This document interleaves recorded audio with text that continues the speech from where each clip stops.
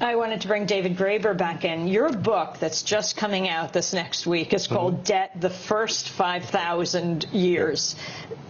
What do you mean?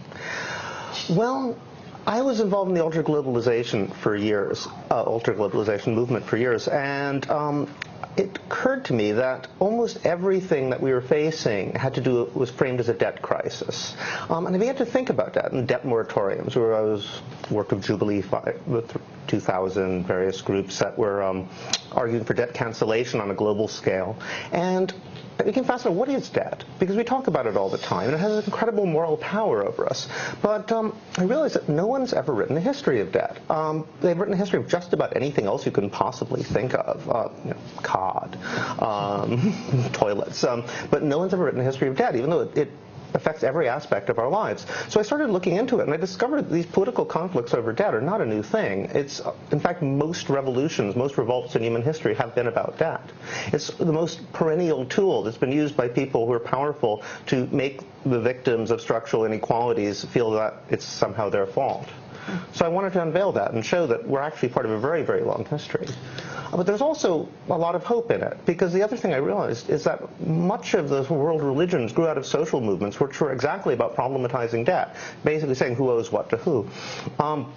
And that made me think that we're actually at a very strange historical moment, because they've managed to convince people around the world that debt is somehow something sacred. I mean, debt is just a promise, right? It has no greater moral standard than any other promise that you would make.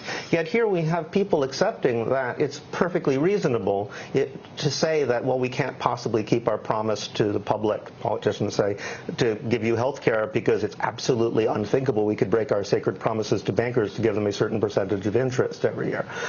How did that become a convincing argument? It's utterly odd if you think about it in terms of any kind of principle of democracy.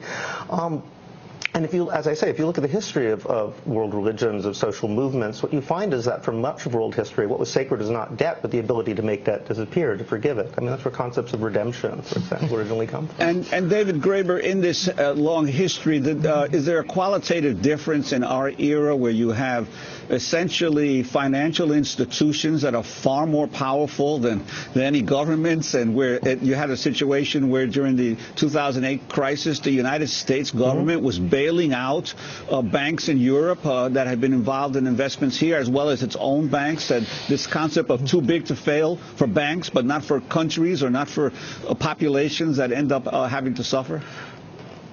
Well, I think that actually marks a really significant break in world history. I think when we look back at this, we're going to think of 2008.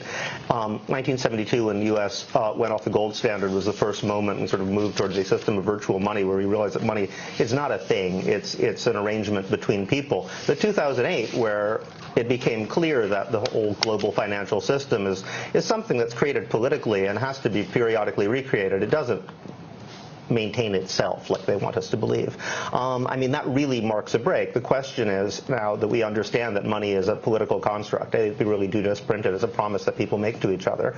Well, who has control over that process of making promises? Who gets to make them and to whom? Paul Mason, last comment.